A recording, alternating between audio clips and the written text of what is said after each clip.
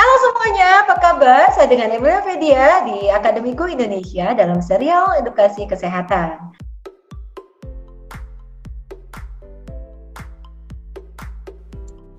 Kita akan kenalan dengan karbohidrat ya.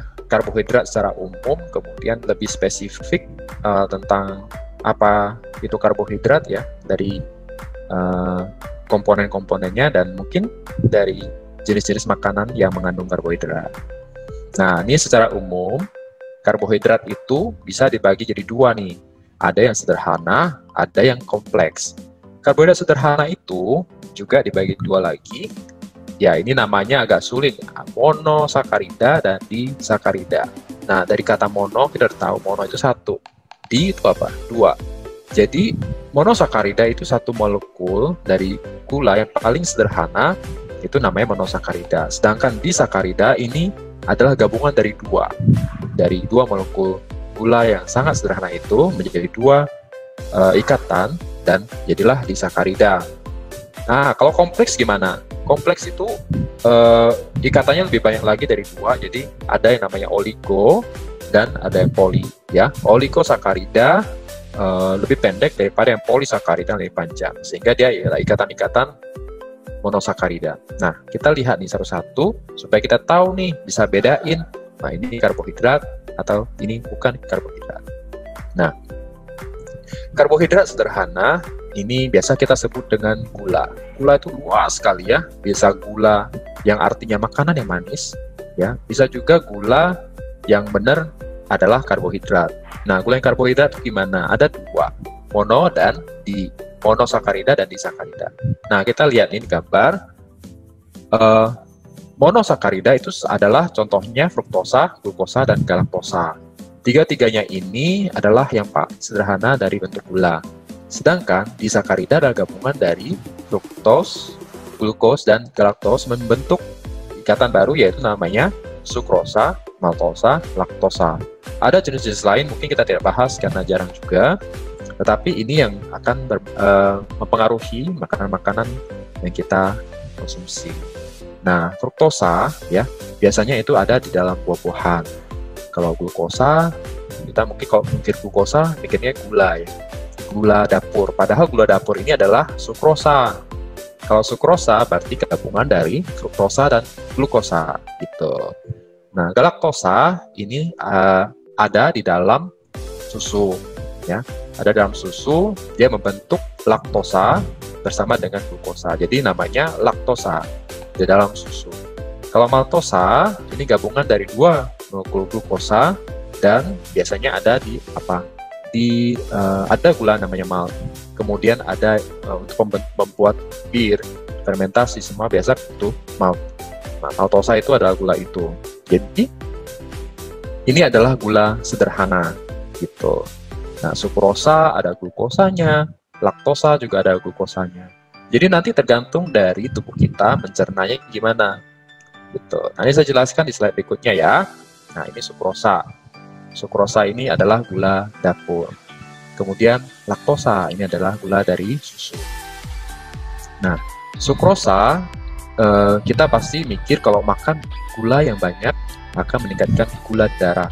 Nah, yang gula darah ini sebenarnya adalah yang kita tes adalah glukosanya. Jadi sebagian dari sukrosa.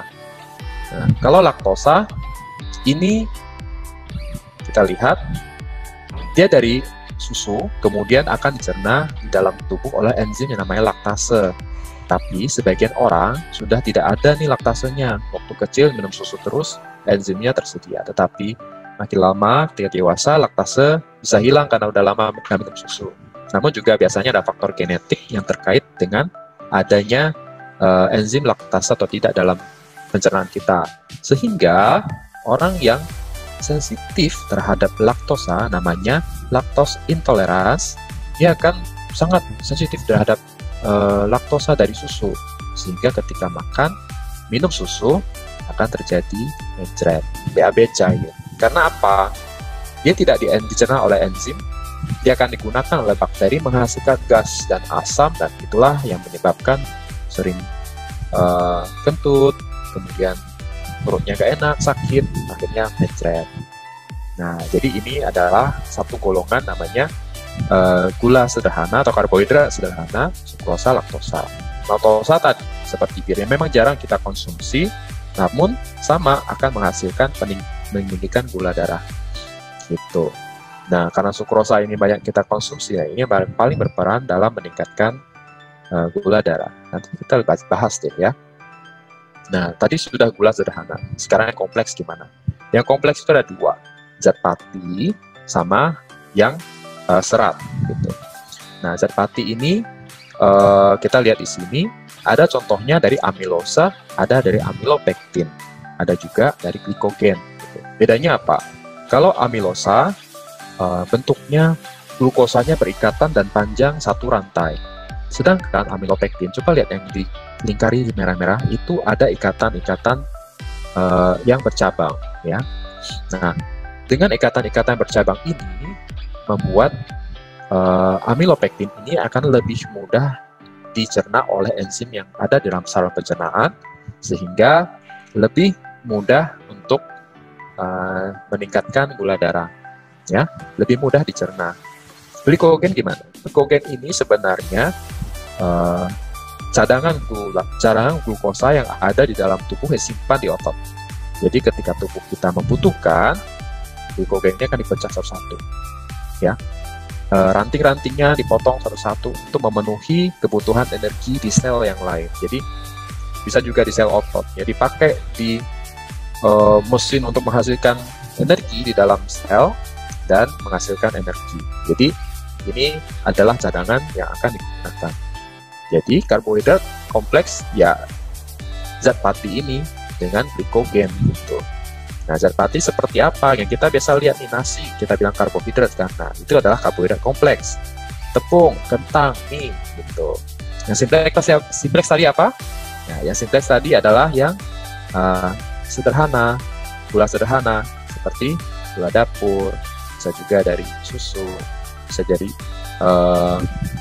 glukosanya sendiri. Glukosa sendiri biasanya pada obat-obatan atau ada juga makanan yang mengandung glukosanya sendiri juga. Fruktosa juga dari buah-buahan, ya. Kemudian masih tentang pati, ya. Tadi amilosa mudah dicerna atau sulit? Sulit, ya. Kemudian amilopektin yang mudah. Makanya kalau zat pati atau karbohidrat ini kita pilih yang amilosanya lebih tinggi. Nah, contohnya kita bandingkan dari kentang misalnya dengan tapioka, ya, tapioka dari ubi, ya. Kemudian dari jagung dan beras, nasi, ya, rice. Nah, kita lihat amilosa yang lebih tinggi yang mana? Corn, ya. Sehingga jagung ini memang amilosa lebih tinggi, lebih sulit dicerna dibandingkan dengan nasi, gitu. Jadi perbandingan ini memang sebagian besar ini berbandingnya 1:4. Namun ada beberapa kondisi tertentu yang amilosanya sangat tinggi, seperti high amylose cornstarch ini, hingga bisa 50-85%. Ya, gandum 25%. Kemudian kacang polong, ya, ada yang bentuk mulus, ada yang kusut. Nah, ini juga tinggi amilosanya. Ya, itu tentang amilosa dan amilopektin. Nah, sekarang kita ngomong dengan serat, ya. Jadi karbohidrat tadi yang kompleks ada zat pati, ya, ada serat.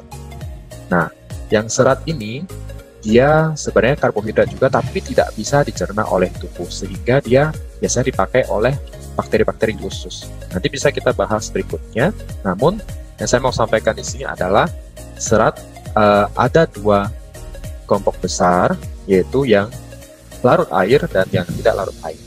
Yang larut air sifatnya itu dia akan menyerap air, kemudian membuat gel, ya, membentuk gel, kemudian juga dia dapat menurunkan kolesterol karena dia menyerap, ya, menyerap air, menyerap lemak, memperangkap lemak sehingga tidak diserap oleh tubuh. Kolesterol ditangkap, gitu. Kemudian membuat sulit BAB. Kenapa? Dia menyerap air. Makanya kalau kita mengkonsumsi serat yang larut harus minum banyak air supaya tidak menyebabkan sulit BAB. Gitu. Sumbernya apa? Buah-buahan seperti dari strawberry, kemudian dari haver, kemudian dari kacang, ya, kacang-kacang merah, rumput ya, rumput laut, psyllium juga. Nah, biasanya kalau yang suplemen itu ada yang mengandung psyllium. Kemudian serat yang tidak larut. Serat yang tidak larut ini biasanya pada sayur-sayuran, ya sayuran hijau lah kita bilang ya. Nah, ini tidak dapat dicerna juga dan dia tidak menyerap air sehingga fungsinya bisa memperlancar pencernaan, ya, membuat BAB lebih lancar karena dia juga meningkatkan volumenya, ya. Kemudian dari gandum, nah roti gandum atau dari biji-bijian dari buah, gitu. Memang ada biji yang biasa kita makan, dia mengandung serat yang tidak larut. Biasanya di bagian apa? Di bagian lapisannya. Nanti kita lihat lagi. Namun di sini kita bisa lihat bahwa dua perbedaan itu, serat larut dan tidak larut. Misalnya pada buah ini apel ya, apel itu sebenarnya ada dua-duanya. Jadi kita tidak bisa memilah, kita mau yang larut saja, kita mau yang tidak larut saja, kecuali dengan suatu teknologi yang bisa memisahkan. Namun pada makanan, sebagian besar tidak sulit dipisahkan. Nah, tapi misalnya pada kulit dari apel, dia lebih banyak mengandung serat yang tidak larut, sedangkan pada isinya lebih mengandung serat yang larut. Begitu pula pada grain atau pada biji-biji gandum misalnya, dia banyak mengandung serat di bagian luarnya, serat yang tidak larut. Nah, sehingga pada makanan kita sulit nih memisahkan. Dan secara umum memang kita butuh keduanya, gitu. Gabungan keduanya supaya bisa menurunkan kolesterol, supaya BAB juga lancar.